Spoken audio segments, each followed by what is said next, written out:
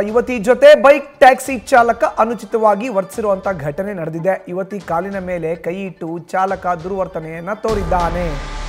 KA 55 EA 4344 bike ride ಮಾಡ್ತಾ ಇದ್ದಂತ ಲೋಕೇಶ್ ನೋಡಿ, ಬೈಕ್ ಟ್ಯಾಕ್ಸಿನ ಬುಕ್ ಮಾಡಿದ್ರೆ ಅದರಲ್ಲಿ ಅನುಚಿತವಾಗಿ ವರ್ತನೆ ಮಾಡೋರು ಈಗಲೂ ಕೂಡ ಇದ್ದಾರೆ. ಸಾಕಷ್ಟು ಪ್ರಕರಣಗಳು ಬೆಳಕಿಗೆ ಬರ್ತಾ ಇದೆ. ಅದರ ಪಟ್ಟಿಗೆ ಇದೊಂದು ಹೊಸ ಸೇರ್ಪಡೆ.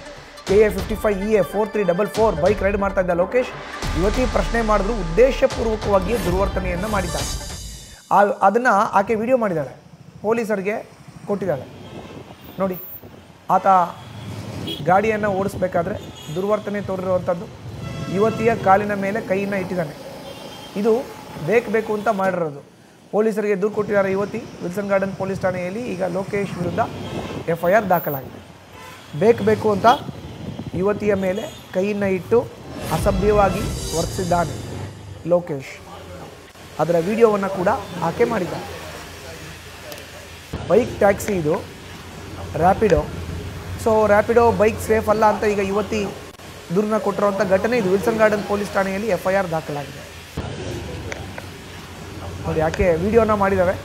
KA 55 EA 4344 ಗಾಡಿ ಪಲ್ಸರ್. ಆಕೆ ಹೋಗ್ತಾ ಇದ್ದಾಳೆ, ಬಟ್ ದಾರಿನಲ್ಲಿ ಹೋಗಬೇಕಾದ್ರೆ ಆ ಬೈಕ್ ಚಾಲಕ ಆಕೆಯ ಕಾಲಿನ ಮೇಲೆ ತನ್ನ ಕೈಯನ್ನು ಇಟ್ಟಿದ್ದಾನೆ. ಅದನ್ನು ಅವಳು ರೆಕಾರ್ಡ್ ಮಾಡಿದ್ದಾಳೆ. ಆಕೆ ಯುವತಿ, ಸಂತ್ರಸ್ತ ಯುವತಿ. ಈಗ ವಿಲ್ಸನ್ ಗಾರ್ಡನ್ ಪೊಲೀಸ್ ಠಾಣೆಯಲ್ಲಿ ಪ್ರಕರಣ ಕೂಡ ದಾಖಲಾಗಿದೆ. ಈ ಹಿಂದೆ ಕೂಡ ಹಲವಾರು ಪ್ರಕರಣಗಳು ಇದೇ ರೀತಿ ಬೆಳಕಿಗೆ ಬಂದಿತ್ತು, ಅನುಚಿತ ವರ್ತನೆಯನ್ನು ಮಾಡ್ತಾರೆ ಅಂತ. ಬಟ್ ಎಷ್ಟೆಲ್ಲ ಪ್ರಕರಣಗಳು ಬಂದು ಜಾಗೃತಿಯನ್ನು ಮೂಡಿಸಿದ್ರು, ಈ ರೀತಿ ಮಾಡಬಾರ್ದು ಅಂದ್ರೂ ಕೂಡ ಇದೇ ಘಟನೆಗಳು ನಡೀತಾ ಇದೆ. ಮಾಹಿತಿ ನೀಡ್ತಾರೆ ನಮ್ಮ ಪ್ರತಿನಿಧಿ ಪ್ರಗತಿ. ಈಗ ದೂರವಾಣಿ ಸಂಪರ್ಕಕ್ಕೆ ಸಿಕ್ಕಿದ್ದಾರೆ. ಪ್ರಗತಿ, ಮತ್ತೊಂದು ಬೈಕ್ ಟ್ಯಾಕ್ಸಿ ಚಾಲಕನ ದುರ್ವರ್ತನೆ ಪ್ರಕರಣ ದಾಖಲಾಗಿದೆ. ಯಾವತ್ತು ನಡೆದಿದ್ದು ಈ ಘಟನೆ? ಈಗ ಆತನ ಬಂಧನ ಆಗಿದೆಯಾ? ಯುವತಿ, ಸಂತ್ರಸ್ತ ಯುವತಿ ಏನು ಹೇಳ್ತಾರೆ? ಮಧುಸೂದನ್, ಈ ಒಂದು ಪ್ರಕರಣ ನವೆಂಬರ್ 6 ಸಂಜೆ ಸುಮಾರು 4:30 ಹೊತ್ತಿಗೆ ನಡೆದಿರುವಂತಹ ಘಟನೆ ಇದು. ಅಂದ್ರೆ ಯುವತಿ ಬೆಂಗಳೂರಿಗೆ ಹೊಸಬರಾಗಿರ್ತಾರೆ. ಆಕೆ ಸಿಕ್ಕಿಂ ರಾಜ್ಯದವರೆಲ್ಲೋ ಆಗಿರ್ತಾರೆ. ಅವ್ರು ಬೆಂಗಳೂರಿಗೆ ಬಂದಾಗ ತುಂಬಾ ಬಹಳ ಈಸಿಯಾಗಿ ಟ್ರಾಫಿಕ್ ಅನ್ನ ಅವಾಯ್ಡ್ ಮಾಡಿ, ಜೊತೆಗೆ ಬೇಗ ಕ್ವಿಕ್ ಆಗಿ ಒಂದ್ ಕಡೆಯಿಂದ ಇನ್ನೊಂದು ಕಡೆಗೆ ಹೋಗೋದಕ್ಕೆ ಅನುಕೂಲ ಆಗುವಂತಹ ನಿಟ್ಟಿನಲ್ಲಿ ಈ ರ್ಯಾಪಿಡೋ ಬೈಕ್ ಟ್ಯಾಕ್ಸಿಯನ್ನ ತನ್ನ ಒಂದು ಟ್ರಾವೆಲ್ಗೆ ಅನುಕೂಲ ಆಗುವ ನಿಟ್ಟಿನಲ್ಲಿ ಆಕೆ ಆಯ್ಕೆ ಮಾಡ್ಕೊಳ್ತಾಳೆ. ಆದ್ರೆ ಆಕೆ ತನ್ನ ಅಡ್ರೆಸ್ಗೆ ಹೋಗುವಂತಹ ಸಂದರ್ಭದಲ್ಲಿ ಬಹಳ ಅನುಚಿತವಾಗಿ ಆ ಬೈಕ್ ಸವಾರ ವರ್ತನೆ ಮಾಡ್ತಾನೆ.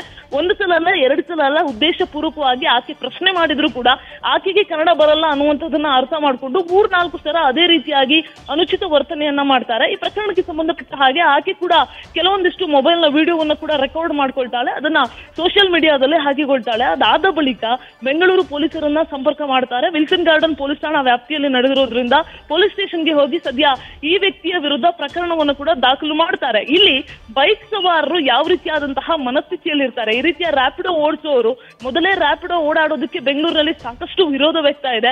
ಆಟೋ ಚಾಲಕರ ವಿರೋಧ ಇದೆ, ಒಂದಷ್ಟು ಜನರ ಸಿಕ್ಕಾಪಟ್ಟೆ ವಿರೋಧ ಇದೆ. ಆ ರೀತಿಯ ವಿರೋಧದ ಮಧ್ಯೆ ಈ ರೀತಿಯ ಬೈಕ್ ಸವಾರರು ವರ್ತನೆಯನ್ನ ತೋರಿದ್ರೆ ಸಂಪೂರ್ಣವಾಗಿ ರ್ಯಾಪಿಡೋ ಬೈಕ್ ಟ್ಯಾಕ್ಸಿಯನ್ನ ಕಂಪ್ಲೀಟ್ ವಿರೋಧ ಮಾಡುವಂತಹ ದಿನ ಜಾಸ್ತಿ ದಿನ ಇಲ್ಲ.